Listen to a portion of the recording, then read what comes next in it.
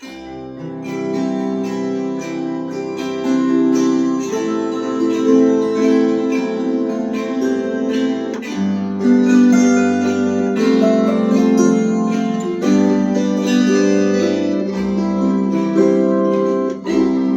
päivänä leijona meni torille ostoksille. Oliko se viisasta? Ehkä ei. Kukaan ei kertonut sille, ettei torilla todellakaan ollut tavallista törmätä leijonaan, jolla on ostoslista. Kaikista lojuista ihmiset silloin juoksivat äkkiä pakoon. Oliko se viisasta? Ehkä ei. Yksi juuttui aidan rakoon.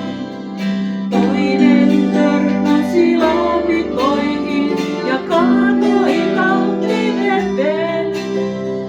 Kolmas sukelsi silakoihin, kun ei katsonut eteen.